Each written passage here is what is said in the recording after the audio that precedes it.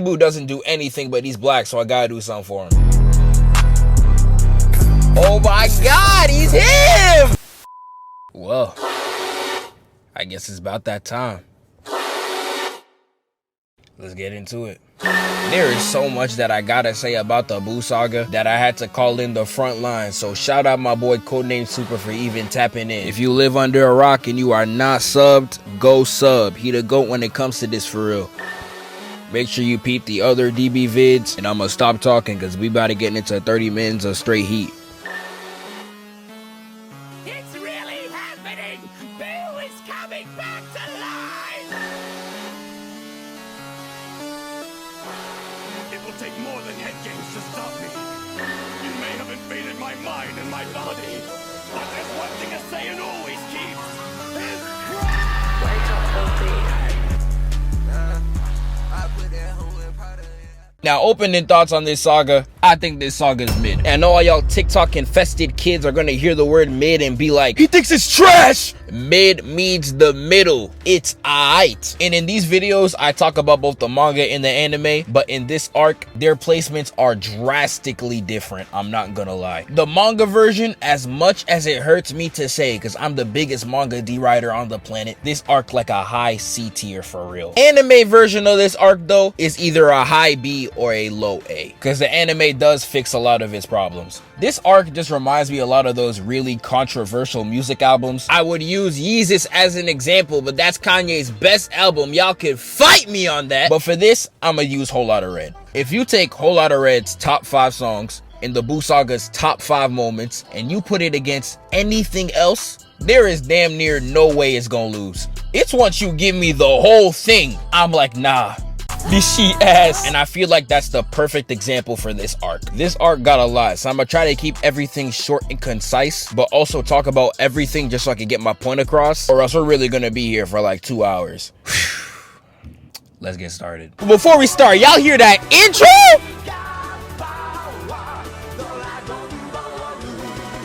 So this arc starts with Gohan going to high school and the Great Saiyaman stuff. And I think this got to be the most overhated section in the entire Z portion of the series. I'm gonna get into it more later, but this arc really started the divide between the people who mess with Dragon Ball being jokey and people who just like to see hands. Gohan going through high school is some of the funniest stuff ever. Y'all can clearly see from my channel, I mess with Spider-Man, and those scenes where he discovers his powers is one of the most entertaining scenes of all the movies that it appears in. And a lot of these high school scenes give me those same vibes. The Great Saiyaman is just a breath of fresh air too, and the way the Great Saiyaman gets hate, you would think the anime dragged this out for like 60 episodes. Dog, it's 3 episodes! And it helps the arc a lot because it actually, 1, makes Videl a character, and 2, makes Gohan and Videl's relationship actually mean something, because you can rack up the first manga L right now. Gohan and Videl talk for like 2 occasions before she's like, oh, you like me with my hair short? Head ass, you don't even know him! And we had all that Great Saiyaman set up for him to show off his identity in the stupidest way possible. Yo, Gohan, where'd you go? Oh, you know, I just had to use the bathroom, you know what I'm saying? Nigga, your name Gohan! It's funny in its own context, but it really feels like a waste of time. I really like this scene too, though. Every time I read the manga, it cracks me up. Videl's fire. I like her character a lot. She's real cute when she's on screen, and I love her flight training too. It shows a side of these Dragon Ball characters that we really don't see that often, and I love that a lot. But once again, chalk up another manga L. It sells yet again. Who's shocked? This man Toriyama said, oh, you guys actually wanted to see Videl learn? Nah, you get Goku, little bruh. Rest in piss. And we miss everything that Videl learned until she was already off the ground. Like, come on now, son. Chalk up another L for the manga. And before we move on to the tournament, Goten and Trunks are dope. Goten is just cute as hell. I really like Trunks being an annoying little turd because I love the complete reversal it does on our knowledge of future Trunks. Because you really got my boy future Trunks getting everything out the trenches, only for the Trunks now to be a spoiled ass brat. And I love the complete polar opposites. It makes Trunks that much more enjoyable. And I can make a small section about them going Super Saiyan. But long story short, it's stupid, but they are damn near always treated as a joke, so I don't take it that seriously. When Trunks goes Super Saiyan, Vegeta literally says it's a Super Saiyan bargain sale. They are just comedy relief, as opposed to Caulifla and Kale, as they are played completely straight. But yeah, both are stupid, but it's not something I'ma go to war about. Again, y'all's GOAT hates Goku over some baby tears. Can we just admit that this series ain't that serious? So we get to the tournament and then we see all the Z fighters together and look at Bulma. Somebody start the music because she is so bad. She be looking fine in every single arc of the series, but this? Who let your fine ass come out of Capsule Corp looking like this? Nah, if I was in Dragon Ball, I would have been in those 24/7. Because theoretically, who is stopping me? Hey, yo!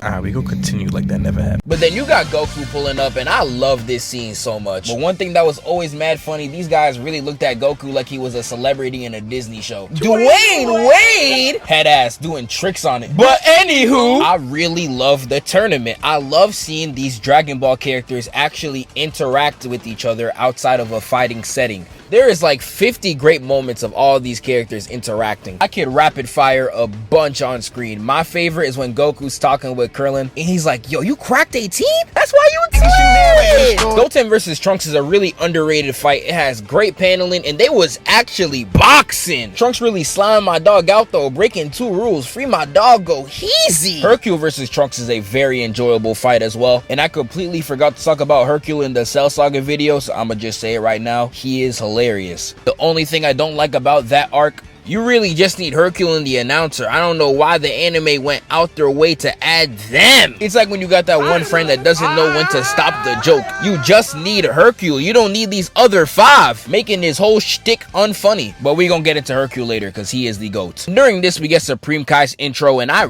really like his introduction. His intro's almost too cold because if you see how he moves for the rest of this arc, it is such a waste. Moving with so much mystery had my GOAT Piccolo literally pissing himself. The reason why Supreme Kai loses all of his presence is because of Toriyama's joke that the crazy training that we seen all the Z fighters go through got them so strong that it got even God surprised. I mess with it a lot. I think it's really funny, but he took the joke way too far, and I think Toriyama himself even realized this. That's why he brought Elder Kai into the mix, because no one's gonna take this nigga seriously. The moment it became unfunny was when I see Supreme Kai talking about some guys, we need to jump him. The opponent is Yakon. Like, what is up with you gods, man? We got King Kai on all 4s. Once Vegeta goes grade 8, y'all gods need to tee up. But to end this off, we're gonna do Videl versus Popovich. I'm gonna pass it to my guy. Alright, let's do it. Videl versus Popovich. All you need to do is take one good look at the size difference. That boy Akira said, alright, look, Videl's ops gotta be straight power forwards and centers. No one under 6'5". Like, the only other person I saw her fight was Broly. I know it isn't canon, but damn, bruh. Toriyama don't be giving her the chance. But nah, let's go back a bit, because I swear they be giving these fighters a negative IQ. Like, this man was really sitting there growling and shit, foaming out the mouth, and bro was talking about, damn, I think something's up with Popovich. I'm not sure though. And look at the before and after. What do you mean you're not sure? But yeah, this fight is the definition of had me in the first half, because Videl was giving bro the beatdown of a lifetime. She started slide canceling on bro, knocking him down repeatedly. She was beating his ass. But every time this man got knocked down, he kept getting up like Matt in Wii Sports Boxing. This man just wouldn't give up. She was locked in too. I don't think she took any damage the first half. It was straight perfect blocks and dodges. She was trying to live up to the legacy of Hercule, and she was doing it. So like on the 5th knockdown, this man just completely flips the switch. He gets up looking mad as shit and starts walking right up to her. Shorty tried to put up that weak ass fighting stance. Get that weak shit out of here. But nah, peep the backhand form though. That shit was clean as hell. A perfect 60-degree angle. That's what we need right there. Anything less than 90 is automatically valid. That backhand had Videl on the floor sliding. The second she gets up, she sees this man running at him full speed, ready to punch her ass. And the crazy part is, if Gohan didn't teach her how to fly, it would have been GG. And trust me, that would have been a way better outcome than what actually happened. Because she flies back in and kicks the shit out of him. Had his head turned the whole opposite direction. He falls down and everybody talking about GG Videl, you killed him, you're disqualified. Take that 4PF chain off, we don't claim you. But like I said, this man is Matt in Wii Boxing. That shit could not keep him down. He gets up and starts fixing himself, manually turning his head, making himself look like Luffy. What is going on? After fixing himself up, it was time for the get back. He hits her with the kick of his own, making her ass hit the Yamcha. He tries going in for one more hit, but she flies up, and this is where shit gets bad. because she thought she could just camp up there and wait for his stamina bar to go up, but Spopovich didn't let that shit fly. He comes up, and this is where they end the episode talking about Videl is getting her ass beat. Is she gonna blow a 3-1 lead? Find out next time in Dragon Ball Z. And then the next episode, they titled this bitch Videl is crushed. Like, damn, what is there to find out now? But at the same time, there is no better title because the whole damn episode is just, well. Breathing out of both nostrils, this...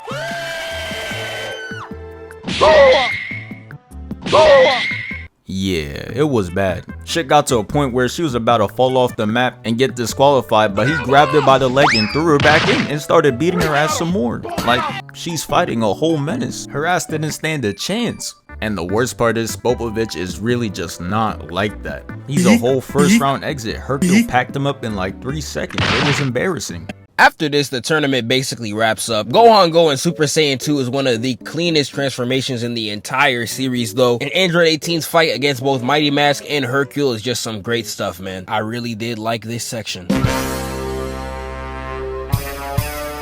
And then we get to Babidi, and I really enjoy his introduction. Him popping the minions' heads off is brutal as hell. This part is really brutal. They had to censor Spopovich's death in the anime. The corpses of Babidi's victims are also censored because of how detailed it is. But Dabura's intro is actually mad cold. He straight blicks Kibito in the face. But this scene is so dumb because Goku and Vegeta are clearly tight, but they throw one strike and then sit there. In base 2, and then Dabura just spits and Krillin just stood there. Like, nigga, he just spit on you. This is not like no Ki Blast or something. This ain't even sanitary. You should be moving out the way, nigga. But the Babidi ship portion, I really like. It's short and very to the point, and it's a very funny segment as well. And I guess this is where I get to talk about the arc's comedy. This arc, I think, really creates the split between a lot of people. The people who really like the light-hearted Dragon Ball and the people who just want to see straight hands. But me personally, I think the comedy is the strongest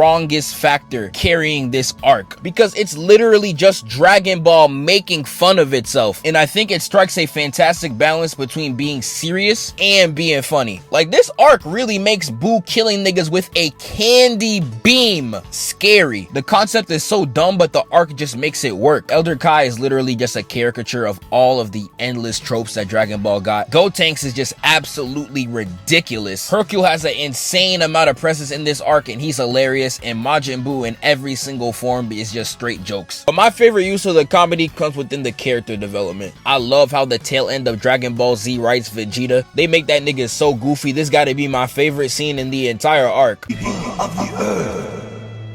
your hands up right now, or you're all going to die! And my favorite example of them all is Piccolo's development. And to all y'all niggas that say, oh, Piccolo was so wasted in this arc, the joke flew over y'all's head. I'm sick of all y'all niggas saying, oh, Piccolo is so useless in the Buu arc. He went from the Demon King to a babysitter. Guys, that's the joke! And nigga, it's hilarious! I'm telling you, it's hilarious seeing this nigga who was literally the Demon King arguing with a 12-year-old and interacting with the cast members the way he does in this arc. Like, bro, I love Piccolo in this arc, and I'm tired of you niggas saying he stinks! And this is where the other side of the Dragon Ball fans that really just want to see boxing think a character is useless because they can't throw hands, and that Dragon Ball should always be serious. You see a lot of the fan mangas, a lot of people are like this. And again, I feel like y'all just take Dragon Ball a little too deep. This is the same series where the main character literally died, had a heartfelt speech, and the direct next scene is a joke on King Kai's planet. And it's not even tonal whiplash or nothing. It fits Dragon Ball's tone perfectly because this is a goofy ass series. And not only that, y'all act like Piccolo was useless in this arc when he got worse back problems than Tagashi the way he was carrying. But long story short, man, Piccolo cooked, and the comedy in this arc cooks too. And then we get to the best part of the arc.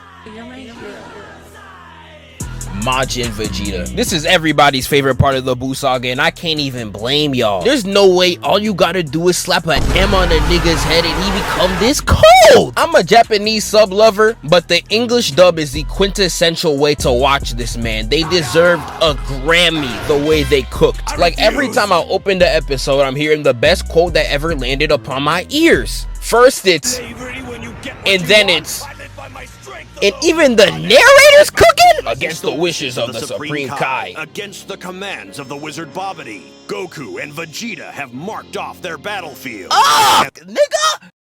Damn! Love the tournament portion. I love that Goku was about to boom Supreme Kai just so they could box. This is real small, but I love when Vegeta says this before their fight. Now let us begin!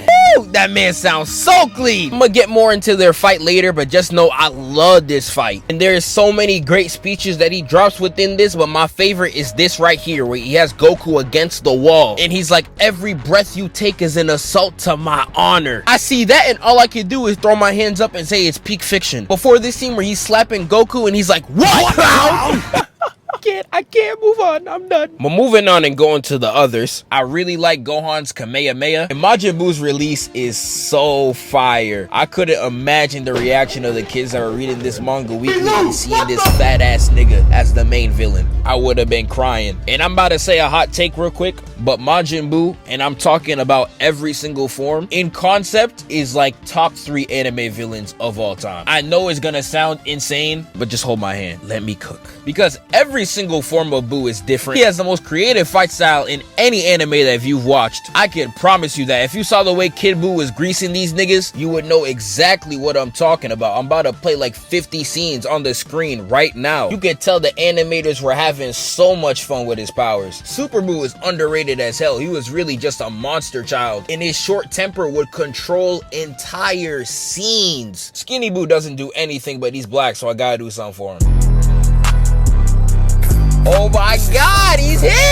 And Majin Buu's character is really underrated too. The only problem with Majin Buu is that he's in the Buu arc. I'm telling you, you give the character of Majin Buu to any other writer, you would see Majin Buu in every single greatest of all time list. No cap. But Majin Buu spawns and he does Dabura in the worst way. He gets hit with the basic anime villain trope. They gotta make the old villain useless to make the new one seems that much more powerful. And I'm kind of shocked Dabura didn't go from villain to good guy, because it was so on the table. I would have liked if that idea was actually used, but it is what it is. I don't really care. Majin Vegeta versus Buu is crazy. I love this fight so much. Majin Buu does this nigga dirty though. You got this my 600-pound life nigga throwing his own fat around you, jumping on you, and then beating your ass? That is crazy, but chalk up another W for Buu. You cannot name another villain that would dog someone this creatively. And then we get Vegeta's final moments. Him saying bye to Trunks is a great scene. One really underrated one, but him talking with Piccolo is one of the best dialogue exchanges in the entire show. Because Vegeta's like, am I gonna see Kakarot in heaven? And then Piccolo's like, heaven?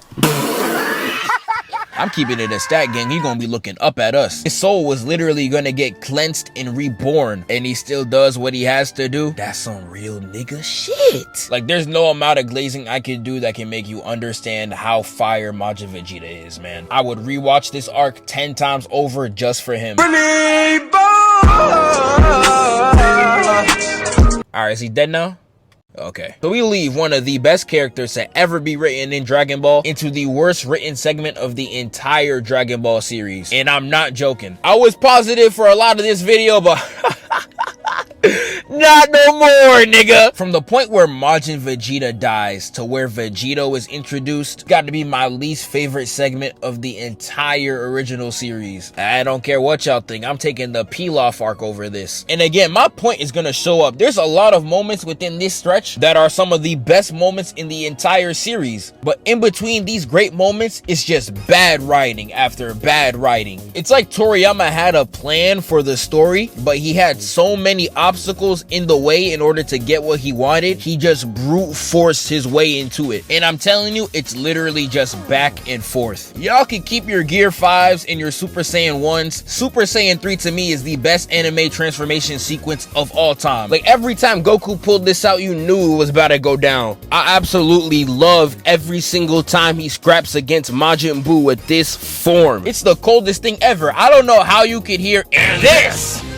Is to go even further beyond and not jump out your seat. Like, that's my goal. And I love Super Saiyan 3's design too, bro. The sequence at the end where you see the Ozaru and then Goku becoming a kid and Shenmue scream, oh my god, Nigga, this is peak. People don't really talk about the Japanese version, but I love the Japanese version as well. The OST when Goku looks at Babidi is just so chilling, dog. With the Majin Buu arc, you can't have something good without it ruining something else. Cause SS3 Goku's cool, but although Toriyama did not plan a lot of this series, this is something you could tell he didn't plan at all. Because I'm sorry, but this completely ruins the Goku versus Majin Vegeta fight for me. Because it makes Goku look stupider than he ever did, even in Super. And his reasoning to Vegeta later is that, oh, I thought I would be able to use it later. Vegeta calls BS and I call BS, nigga. Later for what, Buu? This is the equivalent of you burning something on the oven, and instead of turning the oven off, you call the fire department. And I ask you, why did you call the fire department? And you're like, oh, there's gonna be a fire. Why are you preparing for the effect when you could stop the cause, nigga? He's saving Super Saiyan 3 for Majin Buu as if he couldn't just one-shot Majin Vegeta. The other reasoning behind it gets no payoff either. The younger generation gotta be strong enough to save the world. That's cool, but who kills Buu? Everyone in this picture is over 50 years old! And it's so weird to me because Toriyama completely backpedals this theme. Both of these two, we end up spending the entire middle section of the arc waiting on, is useless. Like, this ain't new in Dragon Ball, but they never waste our time to this extent. They built Ultimate Gohan to be the climax of the arc just for Elder Kai to watch him lose one fight and he's like,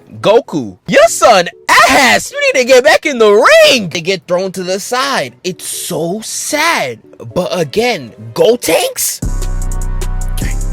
One cold ass nigga, I can't lie. I'm telling you, he was just a young hood nigga straight out the trap, bruh. Y'all can keep your Gogetas and your Vegetos. This is the best fusion of all time. His fight with Super Buu is one of the best fights in the entire series. Like, Gotenks and Buu both just some stupid ass niggas boxing. Gotenks bounces off of Piccolo fantastically too. I sadly can't sing the same praises about Gohan, but we gon' get to him because there's some other things I gotta complain about plot wise. Goku telling everyone on the lookout that Gohan and Vegeta are dead is one of the best moments in the series. I love this scene so much, except for the fact that it makes no goddamn sense. I'm telling you, Toriyama just brute forced his way throughout this plot because there is no reason why anyone in the cast should think Gohan is dead. You guys just wished for everybody good to come back to life after the Majin Buu fight was over. If y'all sat there and thought for 2 seconds, you would realize that Gohan should be alive. And the fact that so much of the plot is predicated on something so stupid really gets me tight. And there's so much more I could complain about.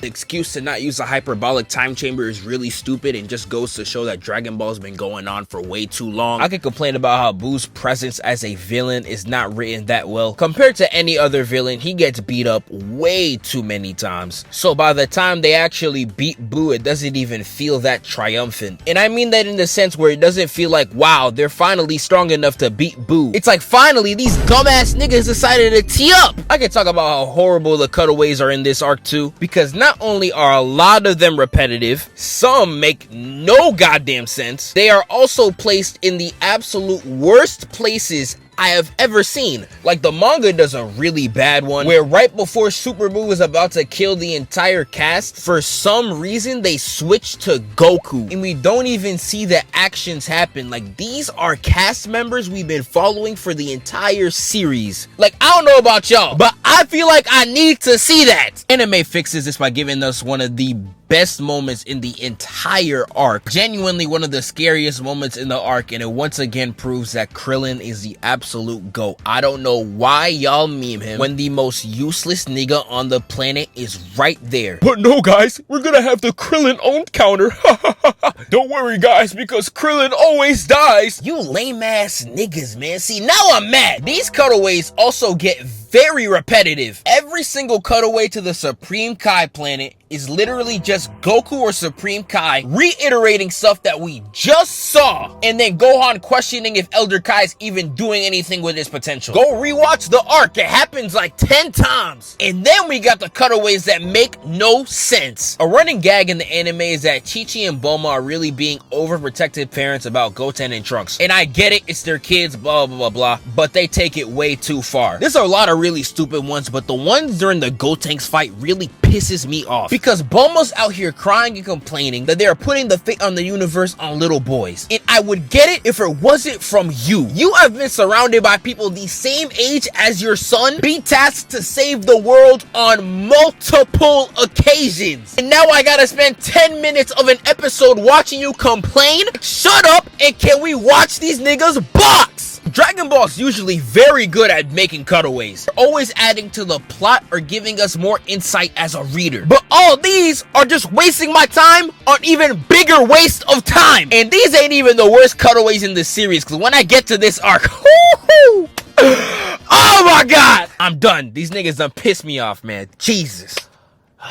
What were we even talking about, bro? I'm done, man. Even though I was complaining a lot, there is some good moments. Hercule and Buu got the best relationship in the entire series. I'm telling you, watching these two develop is some of the greatest moments in the entire franchise. Like Hercule convincing Buu not to kill anymore is one of the cutest moments I've ever seen, man. I do really like Super Buu. Again, his short temper being able to control the entire plot is like everything I want from a villain. And I would love to see another villain move like this. I don't know if y'all could put me on to some in some other series. There is so much potential in this that just does not get seen. The human extinction scene is one of the scariest in the entire series, but I love how this is set up. How Piccolo uses the human lives to buy time because he thinks Super Buu is gonna fly down there and pick them off one by one. And he tries to justify this act because the Dragon Balls exist. This is some morality stuff that you could really only get out of Dragon Ball just because the Dragon Balls exist, and I love it so much. And that's some stuff that I liked, and then I get right back to the complaining because Ultimate Gohan sucks. The main reason why Toriyama brought Goku back was because he did not feel Gohan fit the role when he brought him back as Ultimate Gohan. And as much as I hate the fact that the younger generation theme got dropped, I could see it. Ultimate Gohan is so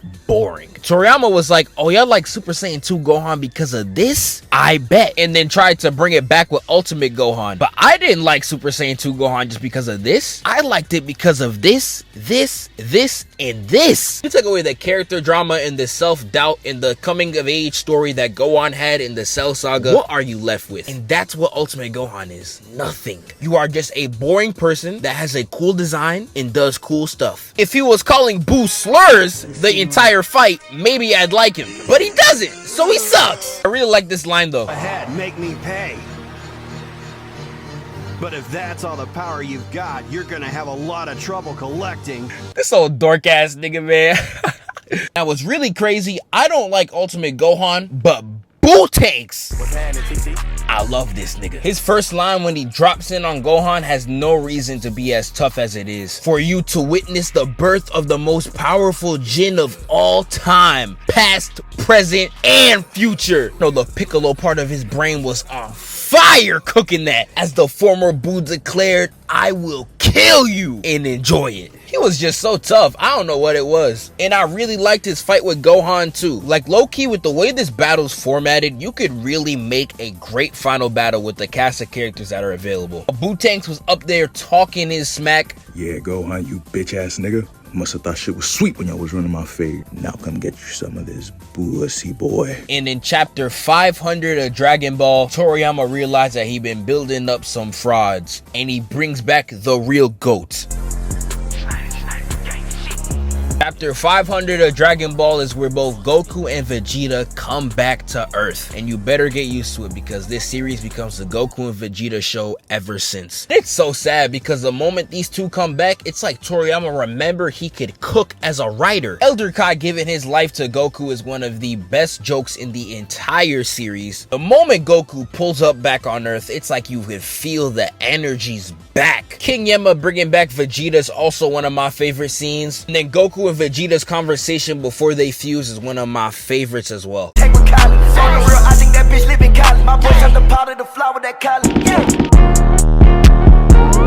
Toriyama brings back the two goats and then makes them into one? Nah, son, my dog's back. Vegeta is one of the hardest characters to ever step out this franchise. Would you look at me?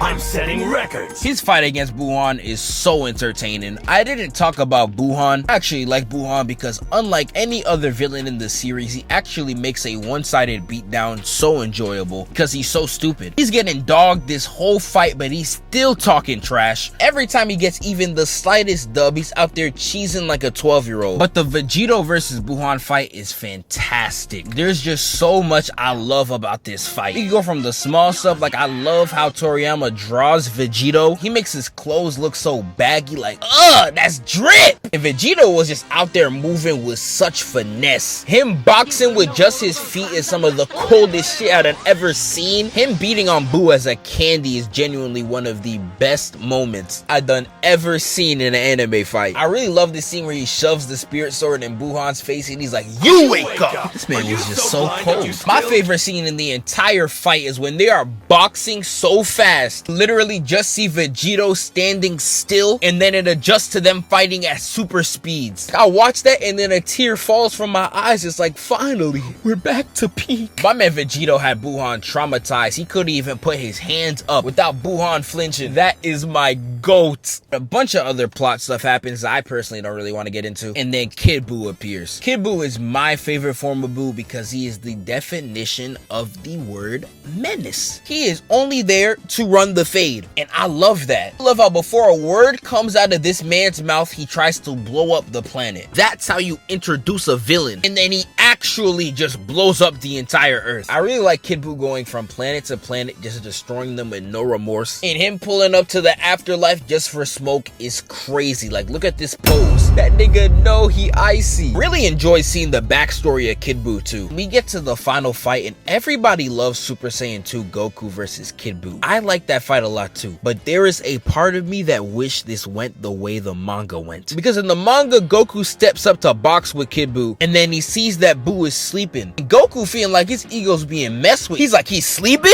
on me? Does he not know who I am? And then off rip goes to Super Saiyan 3. Like, oh, seeing Goku cocky like this, I just wish we saw this animated so bad. But it is what it is. Man, that shit would be cold if it did happen in the anime, but you know, this transformation was some calm. Instead of having him in the booth yelling for 10 minutes straight, they gave bro a little lightning, a little 7-second yell, and bam, Super Saiyan 3 right in front of Vegeta's dumbass. And I know that boy is heated right now, cause he was really pouring his heart and soul out in that fight, had his ass tied up, and started telling his life story. Talking about how Goku surpassing him was making him sick. Meanwhile, his ass was sitting there with a whole new transformation. Goku and Buu were going hit for hit.